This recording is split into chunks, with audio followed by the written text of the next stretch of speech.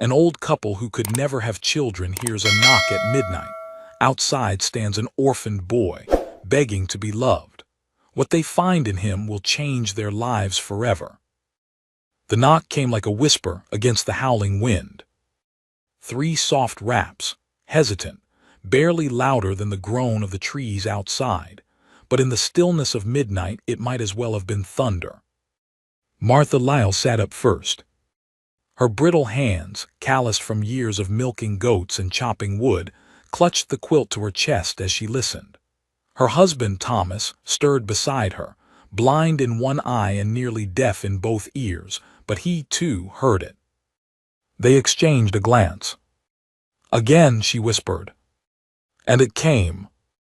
3 more knocks, not frantic, not hurried, just pleading. Thomas swung his legs over the edge of the bed and groaned, the cold floor slapping his bare soles. "No one's ever come here at this hour," he muttered. His voice, though gravelly with age, held a sharpness, the sort men kept even after their bones softened. Martha threw on her shawl and followed behind as he lit the lantern. Its flicker danced across the log walls of their tiny cabin nestled deep in the bitter hollow hills, a place forgotten by time, unreachable by most in winter. They de-built this place decades ago when their backs were stronger and their hearts full of hope. They had wanted children then, a houseful, but the Lord hadn't seen fit to grant that wish, and now only echoes kept them company in the long dark hours. The door creaked open. Lantern light spilled into the night. Snow flurried in soft spirals, glinting like ash in the beam, and there, standing no taller than Martha's waist, was a boy. His coat was too thin, a grown man's coat swaddled around him like a blanket, the sleeves dragging in the snow. His cheeks were red and raw, lips cracked, and eyes so wide they seemed to swallow the dark. "I'm sorry," he said, teeth chattering, "but I got nowhere to go. Please, please take me in. I've lost everyone." Thomas didn't move. His hand stayed firm on the doorframe, unmoved by the snow blowing across his feet. He'd seen wolves use tricks like this, send out the weak, lure in the kind. But Martha stepped forward. "What's your name, child?" The boy's lips trembled. "Micah." A name, a voice, not a trick. And now that she looked closer, the bruises across his knuckles weren't from falling. They were from surviving. She stepped aside without asking her husband's permission. "Come in, Micah." Thomas grunted but said nothing. He watched the boy carefully, his mind already scanning the shadows behind him for others, but none came. The door shut, and silence took the night again. Micah didn't speak much that first hour. He sat near the fire, arms hugged tight around his legs, staring into the flames like they held all the answers. Martha made him a bowl of oats and warmed milk over the stove. He devoured it without speaking. Thomas watched from the corner chair, his cane across his knees. Martha finally broke the silence. "Where are your people, son?" Micah's eyes didn't move from the fire. "Gone." "Gone where?" "Don't know, some died. Some ran, been walking a long time." That's when Thomas stood. He moved with the stiffness of old pain, but his voice still carried command. "How'd you know to come here? Folks don't just stumble on our cabin." Micah finally looked up. His eyes, brown and bottomless, held something ancient. "I heard singing." Martha blinked. "Singing?" He nodded slowly. "A woman's voice, I followed it." Thomas glanced at his wife and she paled. She hadn't sung in years, not since her miscarriage, the last one that broke her inside. Thomas stepped forward. "You tellin' tales, boy?" "No, sir." Micah looked him square in the eye. "It was soft, like a lullaby. It led me right to this porch." No one spoke. Outside, the wind screamed like it wanted in. That night, Martha didn't sleep. She sat beside the hearth long after the fire dimmed, watching Micah curl tighter into himself with every hour. His breathing was shallow. He winced in his sleep. In the silence, she saw things not with her eyes, but with that hidden part of the heart that listens. When dawn crept through the cracks in the shutters, she was already kneeling beside him, gently dabbing his forehead with a cloth. Thomas stood behind her. "You're thinking it." She didn't answer. "We don't know him." Martha looked up at her husband. "I don't think he's here to hurt us." Thomas sighed. "I'm not worried about that." "What then?" "I'm worried you'll love him." She looked down at Micah again. "It's too late for that." Over the next 2 days, Micah barely left the fireside. He spoke little, ate what was given, and flinched at every gust of wind or creak in the walls. Martha watched him like a hawk, not because she mistrusted him, but because something in her had reawakened. She began singing again. Soft, quiet songs while tending the fire or kneading dough. And each time, Micah would look at her with an expression that seemed older than his years, not longing, but recognition. As if he'd heard it before. On the third night, while Thomas chopped wood outside and Martha stitched a tear in Micah's borrowed coat, the boy finally spoke more than a sentence. "My mama sang that same song," he whispered. Martha's needle paused. "You remember her?" Micah nodded. "She died last winter. Fever took her. My pa blamed me. Said it was 'cause I kept crying all night. He left. Took my baby sister, said he'd come back." "He didn't." Micah's voice cracked. "I waited 3 weeks before I left. There wasn't no more food. Wolves started circling." Martha swallowed hard. "And you walked here?" He nodded. "From where?" Micah hesitated. "River Bend." Thomas stopped chopping wood outside. Martha stood slowly. "River Bend burned down last month," she said, her voice tight. "The whole town. Fire started in the hills." "I know," Micah whispered. "I saw it." He hadn't run from it. He'd survived it. That night a rider came. Thomas heard the hoofbeats first. Faint, distant, but unmistakable. No one rode that trail in winter, especially not alone. He stepped outside with his rifle and a lantern. Down the ridge, barely visible in the moonlight, a figure on horseback paused at the base of the hill, then turned and rode off. No message, no approach. Just the sight of a man watching. Thomas came back inside. "Someone's out there." Martha paled. "You think they're looking for Micah?" "I think we need to be careful." Micah was gone by morning. The blankets where he slept were still warm. The front door had been left open, letting in snow and silence. His boots were gone, but not his coat, not his scarf, not the hand-knit hat Martha had given him. Only a note scratched on the back of a wood chip. "Thank you, I won't let him find you." Thomas stared at it in silence. Martha collapsed into the chair, clutching the hat to her chest.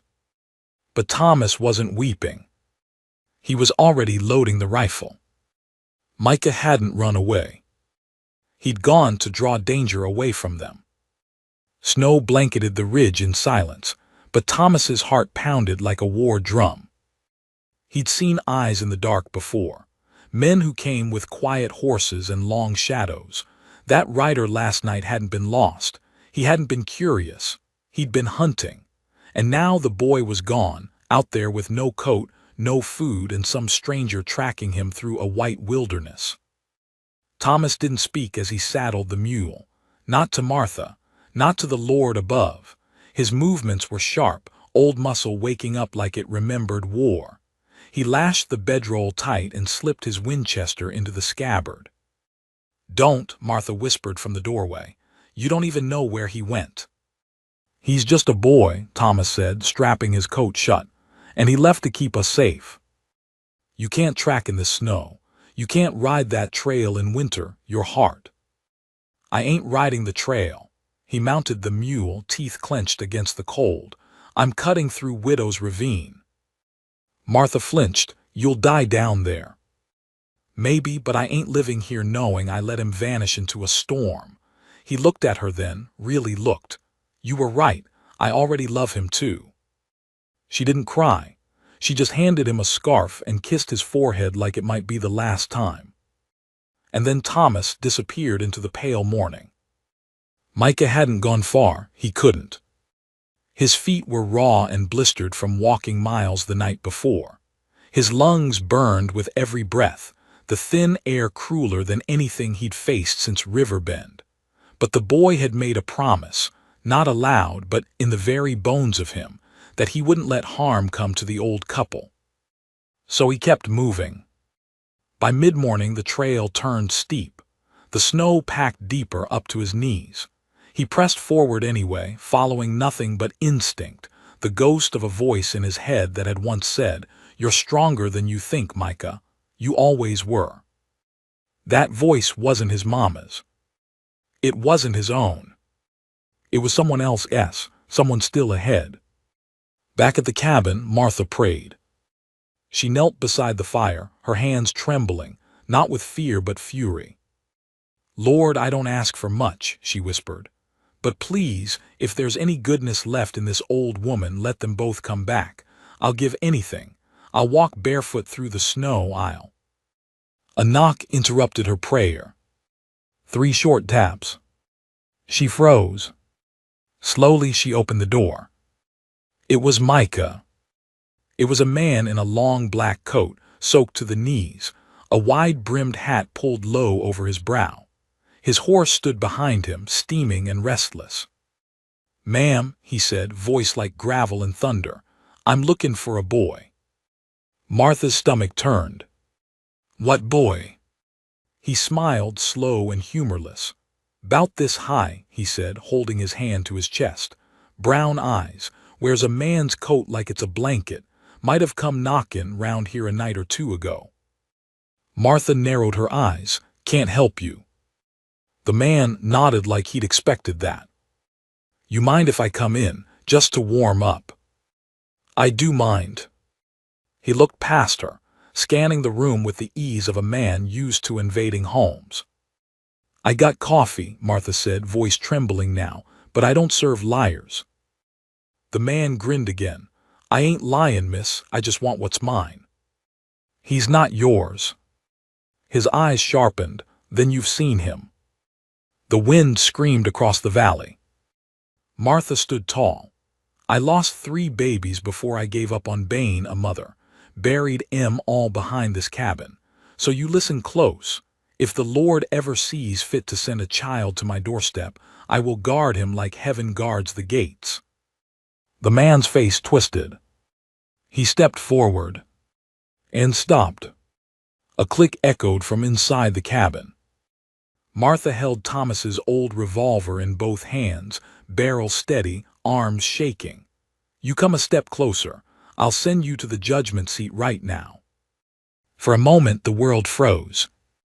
Then the man raised his hands and stepped back. "No need for fire and brimstone, ma'am," he said lightly. "I'll be on my way." "Don't come back. I always find what I'm looking for." He mounted the horse and disappeared down the hill, but not before tipping his hat with a mock salute. Martha bolted the door and wept. Micah reached the canyon edge by nightfall. He'd eaten nothing, drank only snow, but the light in the trees, soft and flickering, drew him like a moth. A campfire. Someone else. He crouched behind a log, heart hammering. The rider. He knew it in his bones. That man had been hunting him since Riverbend, had watched the fire consume the houses, had stood in the smoke as Micah fled. A man like that didn't just ride for money. He rode because he liked the chase. Micah crept back into the shadows. But he was too slow. A branch snapped. The rider stood, rifle already in his hands. "Well now," he said, "took you long enough." Micah turned to run, but the man didn't shoot. He just followed. Thomas was close. Too close. He saw the firelight in the gorge below and dismounted. His knees buckled from the ride, but he gritted through the pain. Rifle in hand, he crouched low and moved between the rocks like a shadow. Voices. "You got my little girl killed, Micah." The writer. She screamed your name when the flames took her. You left her, coward. Thomas's hands tightened. I didn't leave her, Micah cried. He dragged her away, said he'd sell her. A pause. Thomas blinked. Sell her? Don't lie to me, the writer snarled. You're the reason I've been sleeping in ash and chasing ghosts. You owe me. I'm sorry, Micah whispered. Then came the sound Thomas feared most, the click of a revolver hammer drawn back. Then this is me collecting. But the shot never came. Thomas's bullet caught the writer in the arm, spinning him sideways. Micah screamed. Thomas fired again, and the man dropped his gun and staggered back. You picked the wrong boy to chase, Thomas growled. The writer reached for his belt, but Thomas was faster. The old man tackled him, strength returning in a flood of adrenaline and fury. They rolled through the snow, fists flying, until Micah grabbed a branch and slammed it across the man's skull. He dropped. Silence. Thomas wheezed on his knees, heart hammering, vision swimming. Micah, you all right? The boy nodded, chest heaving. Good, Thomas whispered. Then everything went black. Martha waited 3 days. Every sunrise, she climbed the ridge. Every sundown, she lit the lamp and placed it in the window. And on the 4th night, just as she was ready to collapse from grief, a shadow appeared down the trail. It was Micah, dragging a sled. And on it, bundled in every scrap of blanket and fur, was Thomas, half conscious but smiling through cracked lips. Martha ran barefoot into the snow. They wept together as she kissed her husband's face and hugged the boy like he'd been born of her own heart. I didn't know where to go, Micah sobbed, so I followed your song again. Martha blinked. What song? I heard it again, same one, same voice. She looked at Thomas, who was shaking now, cold and weak but alive. You didn't sing. No, she said, clutching Micah close. I didn't. They all looked back at the ridge. And for the briefest second, as snow began to fall again, they thought they saw a figure there. A woman, hand over her heart, lips parted in song. But when they blinked, she was gone. The writer didn't die. They left him at the base of the canyon, tied and wounded, rifle buried beneath the snow. But when a group of mountain trappers passed that way a week later, they found nothing but a broken rope and blood trailing west. Martha and Thomas didn't speak of him again, not because they weren't afraid, but because they knew fear had no place in a home filled with love. And every night, as the fire crackled and Micah slept safely beside the hearth, Martha would hum that same old tune, and sometimes, just sometimes, she could swear she heard someone singing along. Winter did not release its grip on Bitter Hollow. If anything, it tightened its hold. The snows grew heavier in the weeks that followed Micah and Thomas's return. Paths disappeared. Trees bowed low under the white weight. Even the wind changed. It became quieter, as if even the forest was listening to something. Inside the cabin, something else was changing too. Thomas, once stubborn and cold as the stones beneath the firewood pile, began to soften. Not just in his joints or his voice, but in the corners of his eyes, in the way he'd lean in when Micah spoke, in the pauses before his scoldings. He no longer barked commands, he taught. He no longer ate in silence. He told stories, old, cracked stories from a life lived hard but not forgotten. Micah in turn came alive. He worked beside Thomas, splitting logs, feeding the goats, learning the slow patience of snares and traps. He never complained. He never asked for more than what was given. But more and more he would glance up at Thomas in the mornings and call him sir, with a hint of longing, like he was trying to find another word for it. And Martha began sewing again. Not patches on old garments, not the quiet repairs of a woman too long accustomed to silence. No, this was different. She stitched at night in secret behind a pulled curtain. Her hands, though stiff with age, moved with purpose, needle-threading memories into cloth. One night, while Micah snored on the rug with a dog-eared Bible pressed to his chest, Thomas leaned over and whispered to her, "What are you mackin'?" She didn't answer at first, but then she looked at her husband, tears brimming. "A real coat, one that fits. But peace never stays long on a trail like theirs." It came first as a letter. Wrapped in oilskin, delivered by a merchant riding northbound, his face flushed from cold and urgency. He had only paused long enough to say, "This one's got weight to it," before galloping off through the pass. Thomas didn't recognize the handwriting, but as he read the letter by lantern light, his hands began to shake. Martha took the parchment from him when he could no longer hold it. Her lips moved silently as she read, and Micah watched them both from across the room. The letter was short. Thomas and Martha Lyle. Words traveled of a boy taken in during the Riverbend fire. Folks down here are asking about a child that went missing from the orphanage 2 years prior. Name was different then. Josiah. Brown eyes. 5 years old when he vanished. If it's the same boy, he's got family. I'm heading up with proof. I'll be there before thaw. There was no signature. Only a mark, 3 initials burned into the bottom in crimson wax, WLF. Micah had never heard those letters.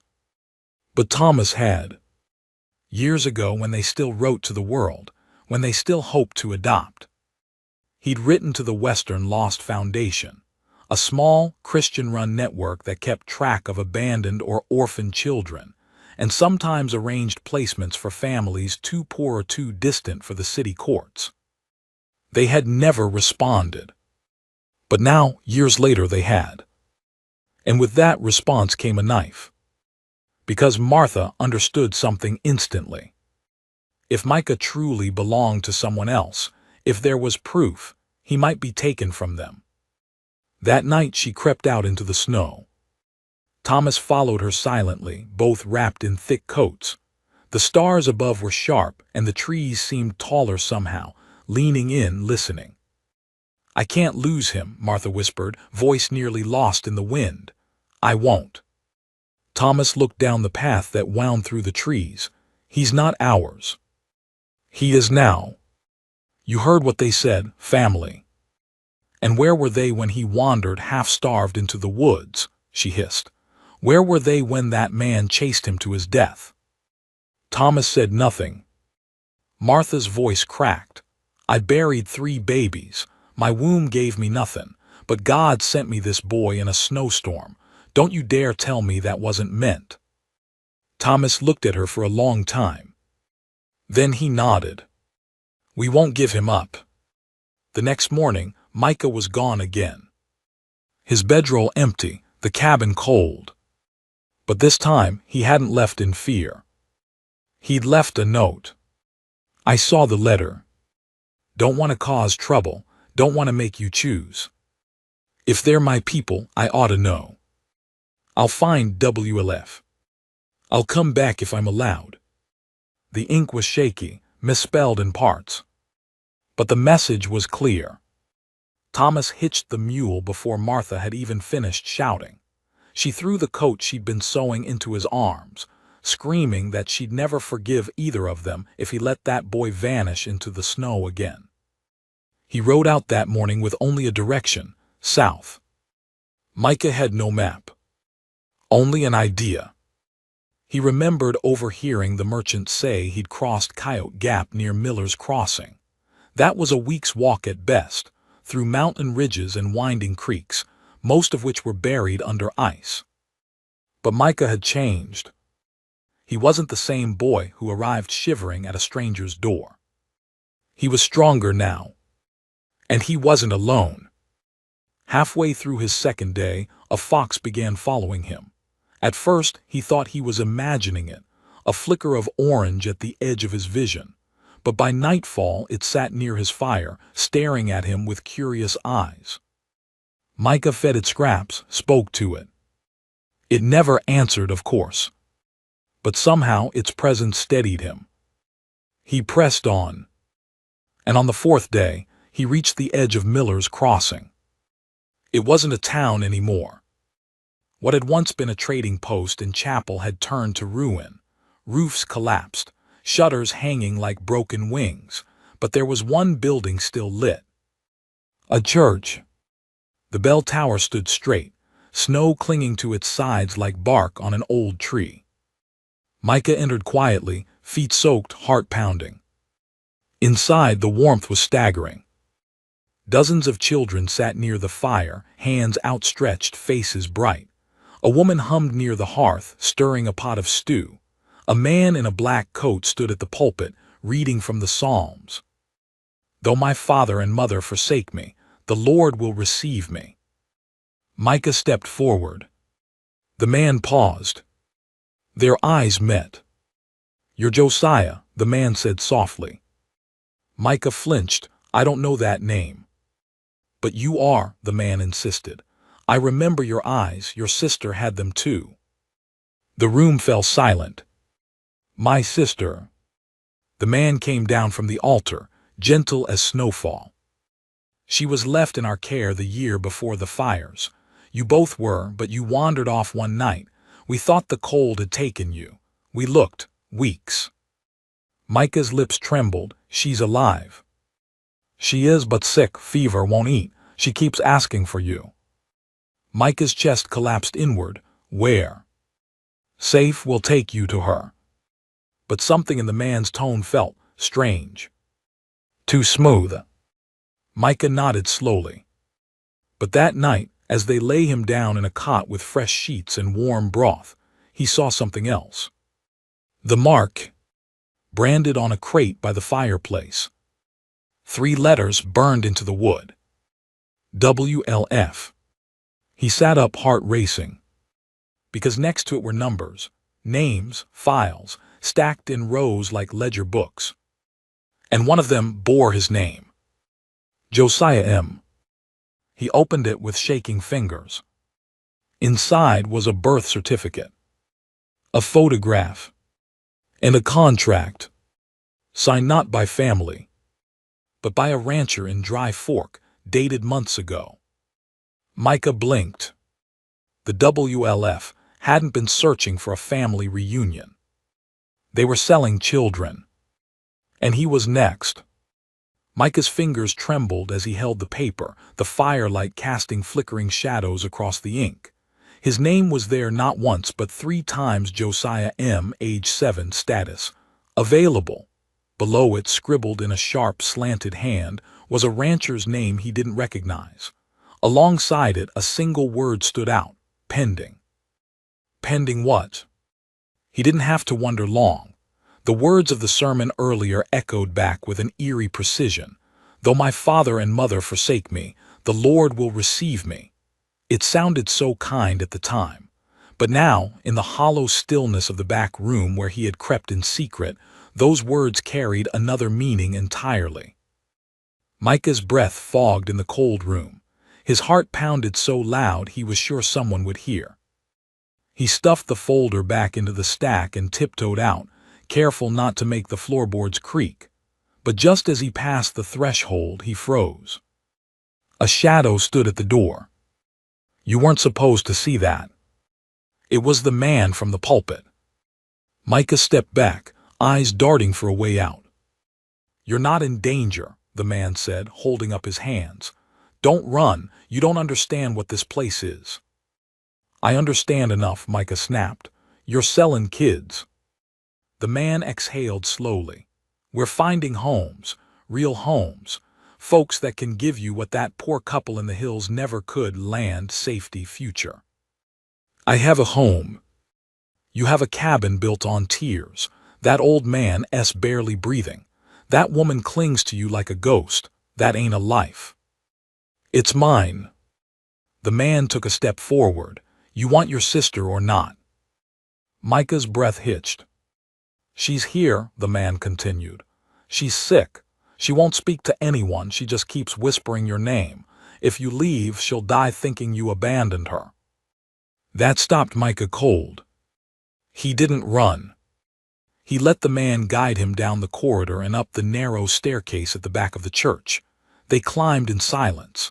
The walls grew tighter, and the air smelled of burning oil and damp wood.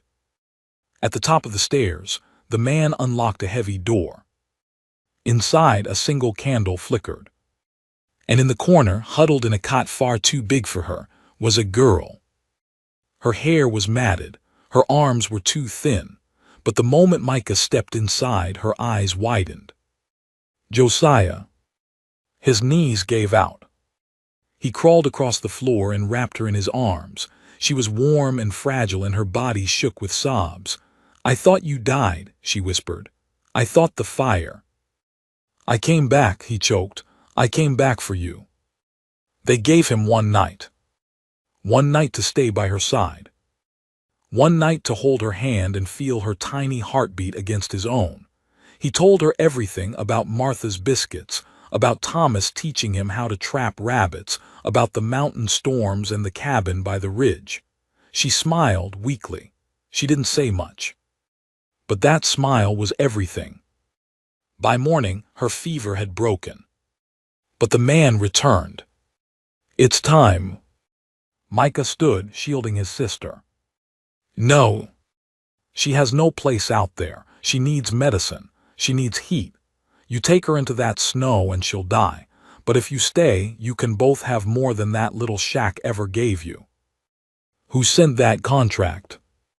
The man raised an eyebrow. "Excuse me. You said there was a rancher." The man tilted his head. "There are families that inquire. Not all meet our standards."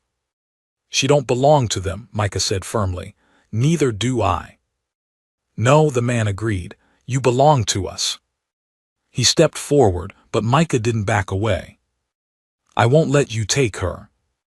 You don't have a choice." And then another voice echoed through the church. "Yes, he does." The man turned.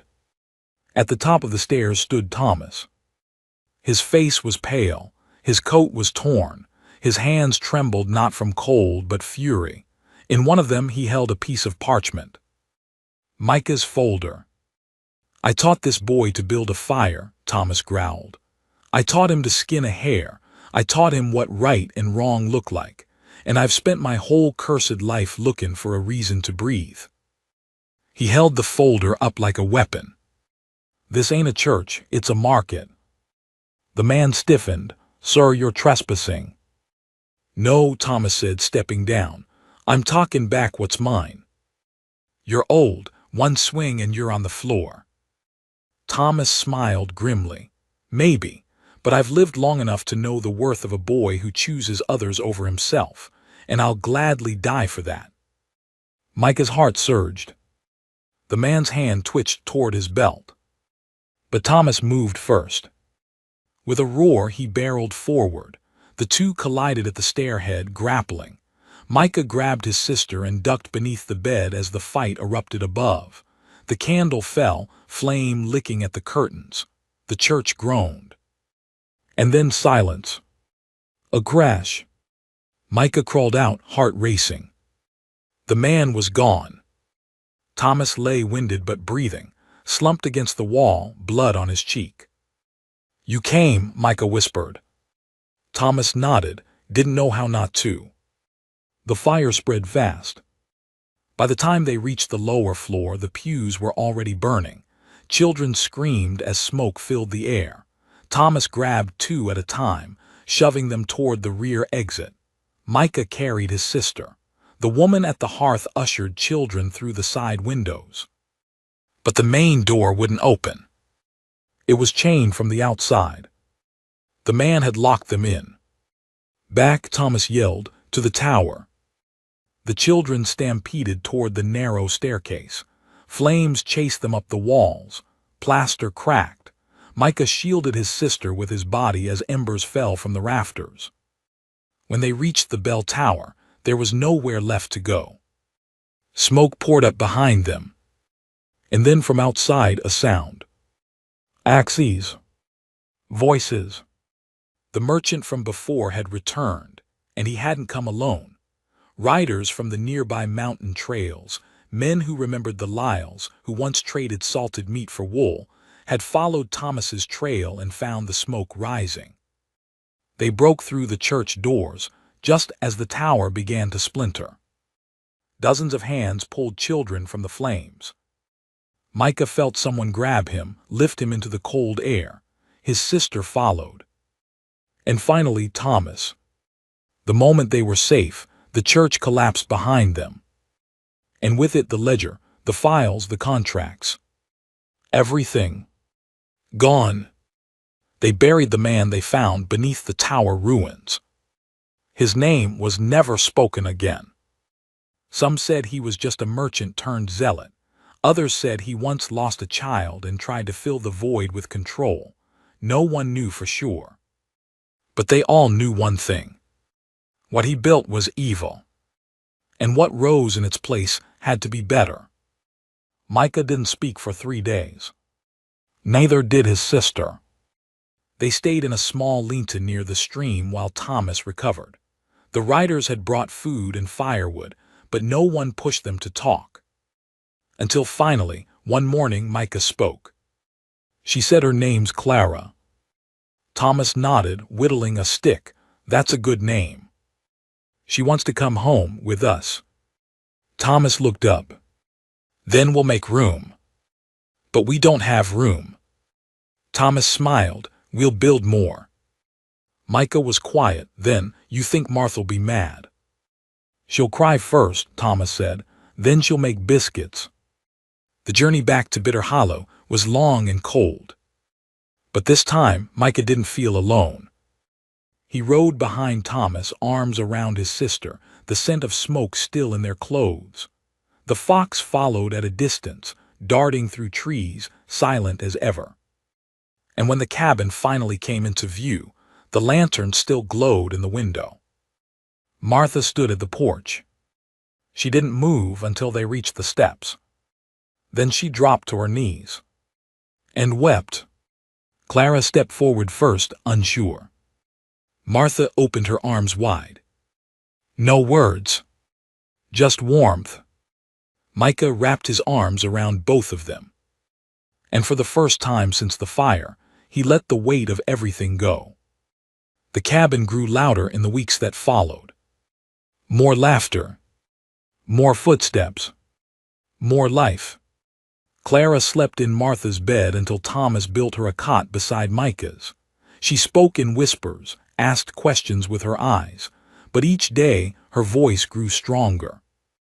And each night she sang. Not full songs, just little hums. Melodies Micah didn't remember, but Martha did. They're lullabies, she said one night, brushing Clara's hair. Ones I used to sing before I stopped believing I'd ever need them. Thomas chuckled from the corner. Now you need 2 more. 3, Martha corrected. They looked at her. I'm sewing a cradle, she said softly. No one asked why. No one needed to. Some things the Lord gives after long winters. Some things come knocking at midnight. Spring in Bitter Hollow didn't arrive all at once. It crept in slow, like a promise half believed. First came the thaw, then the birds. Then, one morning, the ground softened under Thomas's boots, and the air lost its bite. The wind no longer screamed at the windows but whispered past them, and in its wake came a peace they hadn't known in years. But peace, like everything in the hills, came with a weight. The family of 4, for that's what they were now, though no court had signed a paper nor preacher spoken vows, moved like pieces finally fitting together, but not without friction. Clara was gentle, shy, and slow to trust. She clung to Micah when he moved through the trees or helped Thomas lay traps. She watched Martha knead dough but never reached for the flour herself. Her eyes always scanned the windows after dark. She kept her boots near the door and her coat never far. Micah knew that fear. He had lived it, but now he'd outgrown it, and watching it in her stirred something protective and older than his years. He became her shadow, her shield, her brother. Thomas, meanwhile, was mending more than fences. The fire in the church had cracked something loose in him. A silence that had once sat like a stone now flowed out of him in stories, long, winding tales of things he'd seen and men he'd once known.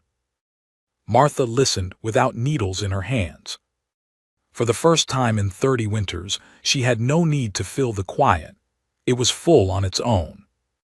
But quiet doesn't mean safe. One morning, while Micah and Clara picked wild greens near the creek, Clara stopped suddenly. "Someone's there." Micah followed her gaze. At the edge of the trees stood the fox. But it wasn't looking at them. It was staring beyond into the brush. Micah squinted. And then he saw it. A man. Tall, broad-shouldered, leaning on a cane. He wasn't hiding, but he wasn't waving either. He simply stood there, watching. Micah rose slowly, placing Clara behind him. "Hello," he called. The man tilted his head and vanished into the woods. Micah didn't chase. But he remembered the look. It wasn't curiosity. It was recognition. That night Thomas checked the rifle 3 times. Martha stood near the window, eyes on the path. "You think he'll come back?" Thomas didn't answer. Micah sat by the fire, Clara curled beside him beneath a quilt. "What if it's someone from before?" he asked. Thomas finally spoke. "There's a kind of man who only shows up when something good's been built, not because he wants to join it, but because he wants to test it, tear it down." "He looked familiar," Micah said. Martha stepped away from the glass. "Everything does when you've lived through fire." Days passed, no one came. But things began to shift. Small signs. The traps Thomas set came up empty, bait stolen, wires snapped. The goat pen latch was unhooked one morning, though no animal was missing. And one evening, as the family sat down for supper, they found a single boot print in the snow leading up to the door, but not away from it. Thomas placed the rifle by the table that night and slept by the window. Then Clara disappeared. It happened fast, too fast. One moment she was by the creek, playing with smooth stones. The next, gone. Micah screamed her name until his voice cracked. Thomas scoured the woods on horseback, pushing the mule harder than it had ever been ridden. Martha rang the iron pan outside the cabin for hours, the clang echoing down the valley. But no answer came. Only the fox sitting quietly beside the creek, watching the woods. Micah dropped to his knees beside it. "She's gone." The fox blinked and turned its head toward a narrow break in the brush. Micah followed. The path was barely wide enough for a child. But Micah crawled through it on hands and knees, branches tearing at his clothes. After 20 minutes, he reached a clearing. And there she was. Clara, sitting on a log. Unharmed, but not alone. The man from the trees stood beside her, holding a tin cup, murmuring something too low to hear. Micah burst into the clearing, rage and fear twisting through him. "Get away from her." The man turned slowly. Micah froze. It wasn't just any man. It was the preacher from the church. Not the one who died. The one from before that. The one in the photograph. The one in the file. "Hello, Josiah," the man said. Micah stepped back. "You're dead." "No," the man replied, voice calm. "I'm just out of work." Clara clung to Micah now, eyes wide. "He didn't hurt me, he gave me tea." "Don't drink it," Micah whispered. The man sighed. "I didn't come to harm her, I came to see you." Micah's fists clenched. "Why?" "Because you did something I never could. You ran toward the fire." Micah didn't understand. The man looked older now, not in years but in weight. His coat was worn, his boots mismatched. "I built something terrible once.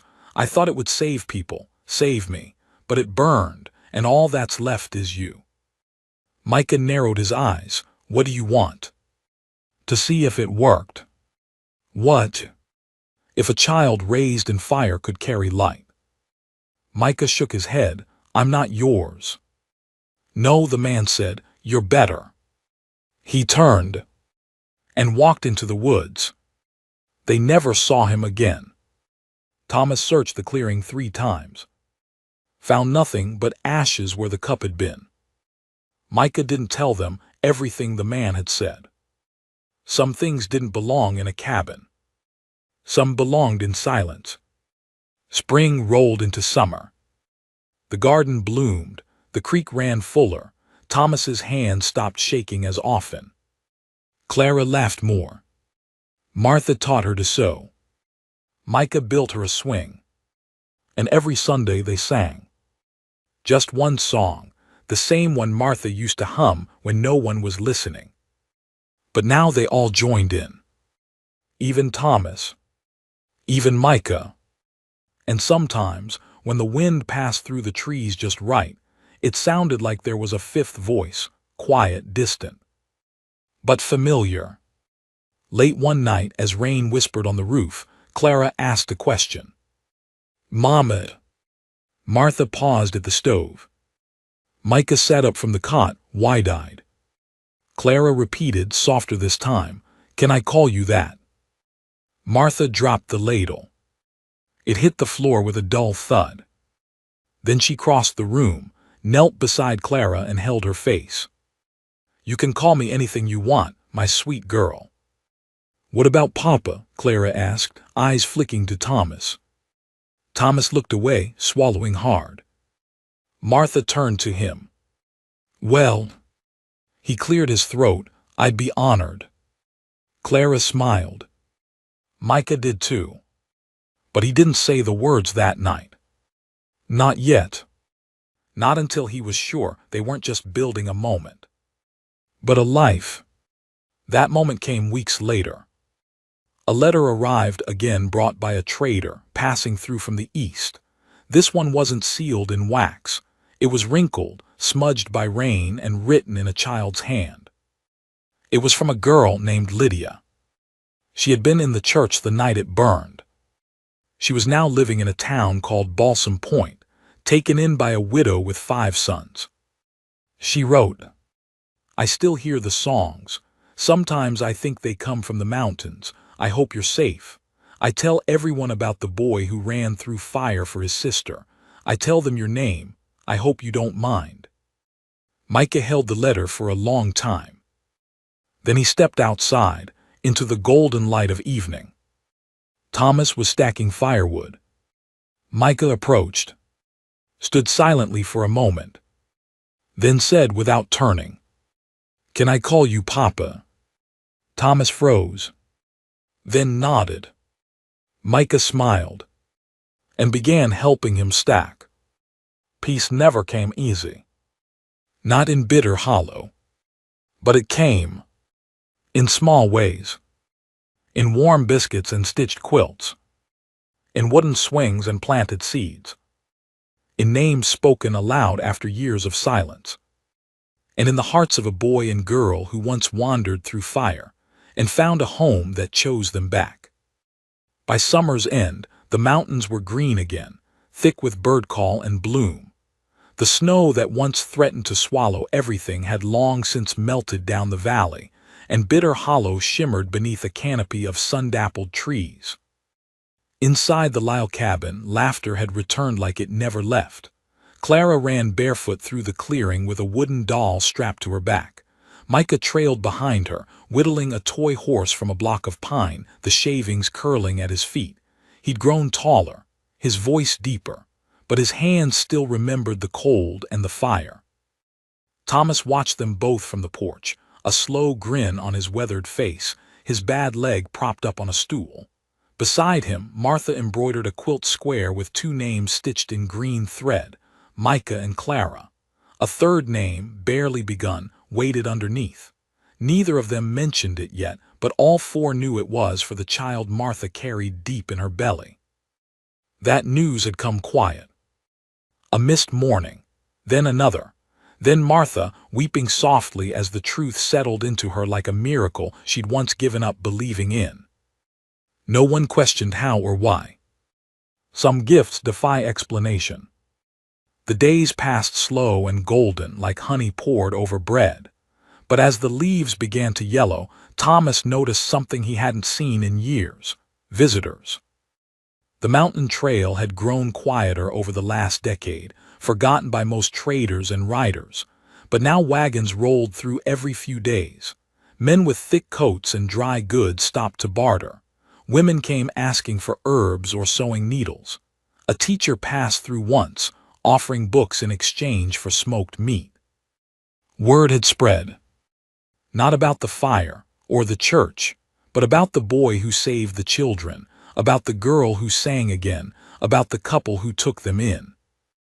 And somewhere in all those retellings, Bitter Hollow changed. It became a place people looked for. A refuge. A beginning. One morning, as Thomas and Micah were repairing a fence post behind the goat pen, a rider approached. He didn't come like the others, no cheerful wave or pack of goods. He came with slumped shoulders and a limp in one leg. His coat hung off him, threadbare and soaked with dust. He dismounted without a word and stood silently at the gate, watching the boy with narrowed eyes. Micah noticed first. He rose slowly, wiping his hands on his pants. Thomas reached for the hatchet tucked in his belt. But the man raised his hand. "I ain't here to cause trouble." Micah stared. "Do I know you?" The man stepped closer. And Micah saw the scar. A deep, jagged line across the man's cheek, running from ear to jaw. It hit him like a thunderclap. "You were with him," Micah whispered. The man nodded. He said you died." "He lied." Thomas stepped forward. "What do you want?" The man looked at Micah. "To tell the truth." They sat in the barn, the door open to the late morning light. Clara stood in the loft, watching from above, silent as a mouse. Martha stayed near the porch, but her eyes never left the barn. The man, who called himself Harlan, told the story slowly. He had once worked for the preacher, not the one who burned with the church, but the one before, the real WLF. "I believed in it," Harlan said, eyes low. "Thought we were rescuing orphans, putting them in godly homes. Then the money started showing up, and the homes got worse." He paused. Not families, not safe, just folks who wanted workers or worse. Micah swallowed hard. "I tried to stop it," Harlan said. "That's how I got this." He touched the scar. "He caught me warning a boy, said betrayal deserved punishment." "And the preacher?" Thomas asked. "He disappeared before the fire, left the other one in charge, the one who died, said he was going north, said he was done hiding. I followed his trail, but he vanished." Micah blinked. "He came back." "What?" Micah nodded. "He found me, talked to Clara, said he wanted to see if it worked." Harlan's hands clenched. "That devil's still breathing." "I don't know. He walked into the woods and never came back." Thomas leaned forward. "Why come here now?" Harlan's voice broke. "Because I found something at a place called Bay Hollow, another preacher, another house full of children, and a file with Micah's name scratched out, same mark, same 3 letters. Martha stepped into the barn then, clutching her belly. "He's trying again." Harlan nodded. "He won't stop." That night the fire burned bright in the hearth, but the warmth in the cabin was different, tighter, edged with unease. Thomas unfolded a map on the table. Bay Hollow's 3 days east, past Dead Man's Gorge. "I'll go," Micah said. "No," Martha snapped. "I'm the reason he's still out there." "You're a child." Micah rose. "Not anymore." Clara stood. "Then I'm coming too." Martha grabbed her arm. "You will not." Clara turned to Micah. "What if he finds another girl like me?" Silence. Thomas sighed. "We don't even know what we'll find." "We know enough," Micah said. "We know there's a child waiting, just like I was." Harlan looked at Thomas. "I'll guide them." "No," Thomas said, "you'll guide us." Martha stepped forward. "You're not going without me." "Darlin', I lived through silence once. I won't do it again." Thomas looked at her belly. Martha didn't flinch. "The safest place for this baby is with its family." They left the next morning. The four of them, Thomas, Martha, Micah, Clara, and Harlan, leading a mule burdened with supplies. They told no one, left no letter. The neighbors who had recently begun to trickle into Bitter Hollow would find the cabin quiet and the hearth warm. They followed old trails, cutting east through pine and shale. The air grew colder the deeper they went. On the second day, they crossed a bridge half fallen into the gorge, Thomas holding Martha's hand like it was made of glass. Clara never complained. Micah never hesitated. Harlan watched them with something close to awe. Bay Hollow was worse than they feared. The house stood in a clearing surrounded by dead trees, not felled but starved. Their branches clawed the sky like bones. The windows were shuttered. The air smelled of oil and dust. No voices. No fire. No sign of children. Thomas raised his rifle. Martha clutched her scarf. Micah stepped forward and pushed open the door. The inside was empty. Not just of people, but of everything. Bed stripped, papers gone, ashes in the hearth. A mark was carved into the floorboards. 3 letters.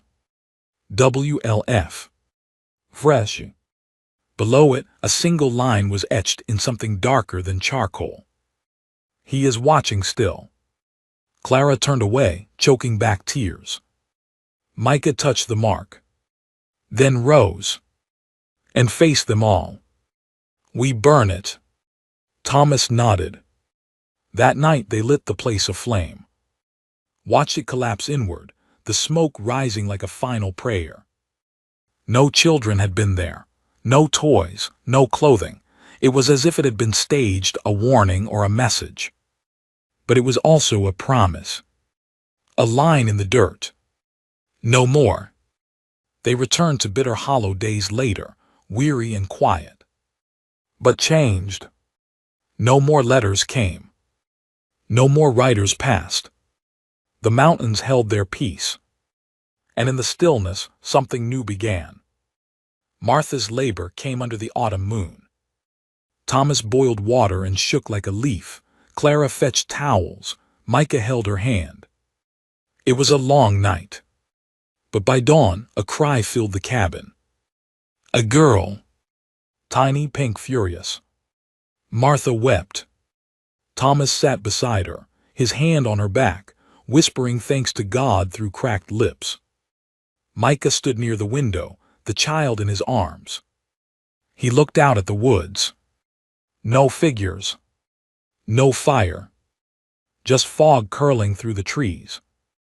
And for the first time in his life, he didn't feel like he was waiting for something to go wrong.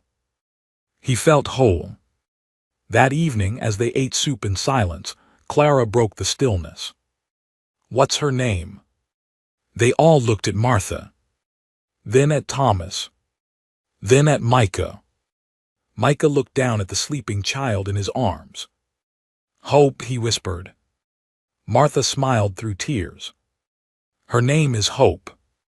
The baby cried with a sound that wasn't weak or pitiful. It was full-bodied and defiant, the kind of cry that said she'd survive anything this world hurled her way.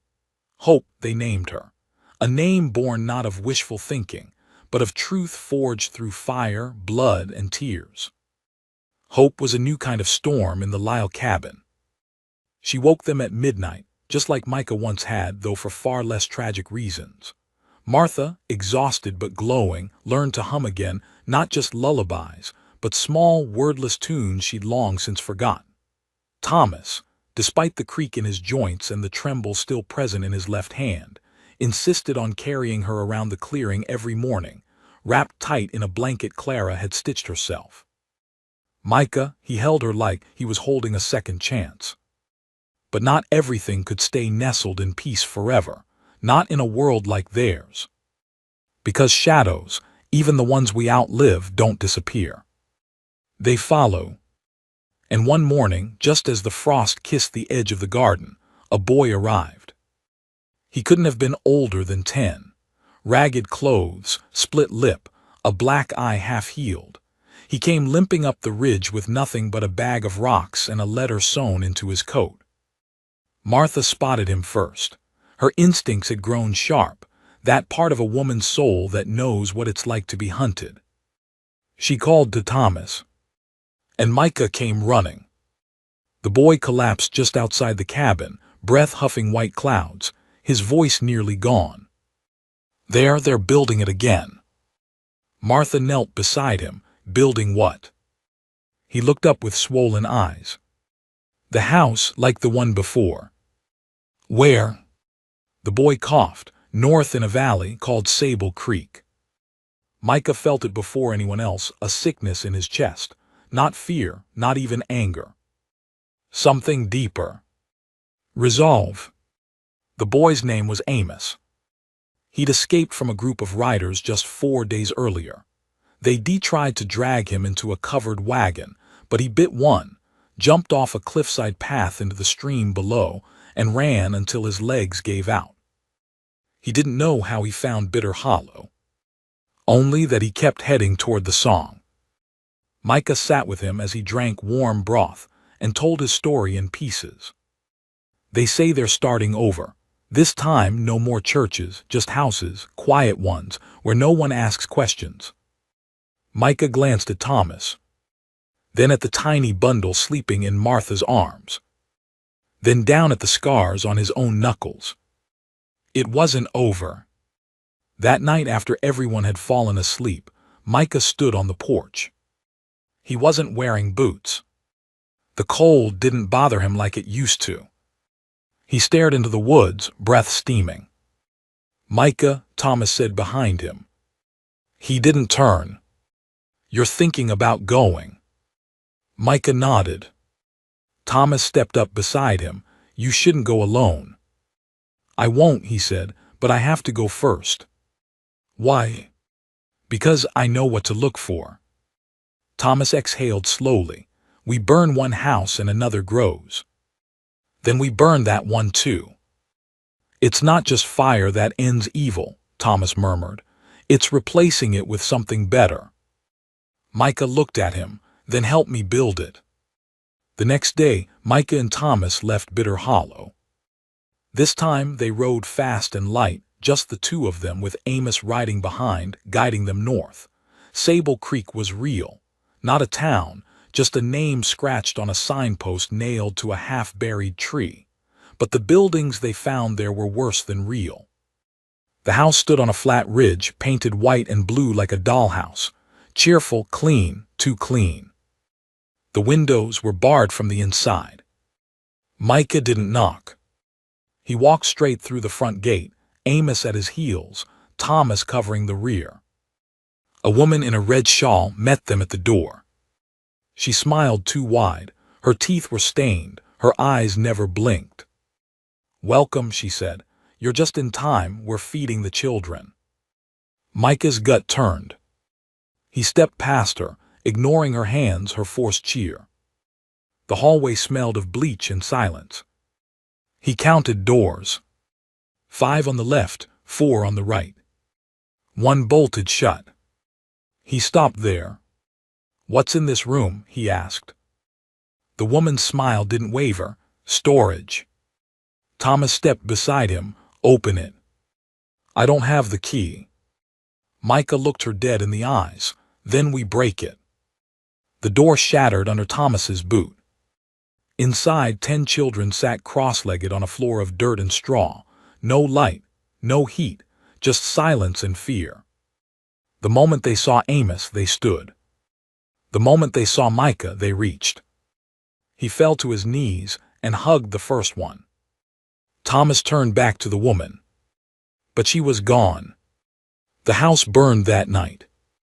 Micah waited until every child was out, every bed stripped, every drawer emptied. He struck the match himself, but Thomas dropped it. They stood together and watched the flames rise. Then they walked away without looking back. They led the children east to a cabin built long ago by Thomas's younger brother. It stood vacant now, half-rotted but repairable. Within days, riders from Bitter Hollow brought supplies, food, cloth, hands to help. Word spread. Again. But this time, not about fire. About a home. About a family that took in not just two, but anyone who had nowhere else to go. Back in Bitter Hollow, Martha waited. She sang to hope, told her stories Micah once told her, sat with Clara as they carved names into new fence posts. Clara had changed. She didn't flinch at thunder anymore. She didn't keep her boots by the door. Instead, she kept a journal, one she never showed anyone. She wrote every night by lantern light, words flowing like water through her hands. And every night, she left a space at the bottom of each page. A space for names. Names of the children Micah would bring back. By winter, Bitter Hollow had changed. What had once been a single cabin became 5. Then 10. No town, no sheriff, no saloon. Just homes. All within sight of one another. Each built with the same rules. No locks on bedroom doors, no ledgers, no secrets. Only firewood and quilts and strong fences. And every evening, as the sun dipped low, one cabin, the first cabin, would light its lantern. And the others would follow. A trail of lights down the hill. A signal. You are not alone. Micah turned 16 that year. He didn't mention it. But Thomas did. They threw a quiet gathering with stew and dried apples. Clara made a crown of pine needles. Martha baked a cake that leaned too far to one side. Micah ate it anyway. And when the sun set, he sat with Hope on his knee, Clara beside him, Thomas on the porch, and Martha humming something soft in the background. He didn't speak for a while. But then he said, "I never thought I'd live long enough to be older than I remembered." Thomas smiled. That's the trick, stay long enough and even the worst days feel far. I'm scared, Micah admitted. Of what? That one day I won't be enough. And in the stillness, he thought he heard it again. The song. Not one voice, but many. Layered and rising. Not behind him. Not ahead. But all around. Like the sound of a family being built in the dark. By spring, 3 more cabins had risen. 12 more children filled them. A teacher came from the valley with books and paper. A carpenter from the plains brought his tools and stayed. A widow arrived with twin babies on each hip and never left again. Bitter Hollow stopped being a hiding place. It became a village. Not one with a mayor or a map, but one where names mattered. Where stories were told and songs were sung and work was shared. Where the deepest wounds were met not with pity, but purpose. On Micah's 18th birthday, they held a gathering. Not just for him. For all of them. They cleared the field beside the stream, lit a fire that roared into the sky, and passed around bowls of stew and fresh cornbread. Hope ran between the grown-ups, tossing pine cones into the fire and shouting that they were blessings. Micah stood quietly near the edge. Watching. Clara joined him, arms crossed. You okay? He nodded, just remembering. Anything good? Everything. She nudged him, you should say something. I don't do speeches. She pointed at the children climbing the old fence. They don't know that. Micah exhaled. Then stepped forward. The crowd quieted. He looked around at Thomas and Martha, at Clara and Hope, at Amos and Judith, and the dozens of children who had come through fire just like he had. "I don't have much to say," he began. "But when I was little, I thought families were something you were born into, or lucky to find. But I was wrong." He glanced at the fire. "I've learned that families can be made, built like cabins, forged like horseshoes, carried like names." He looked up.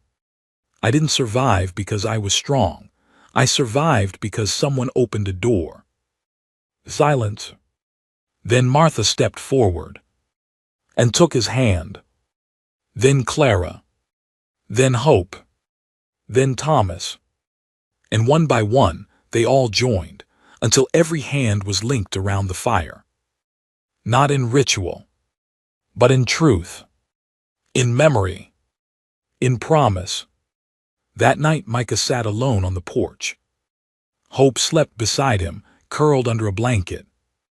Clara leaned against the doorframe, eyes closed, humming softly.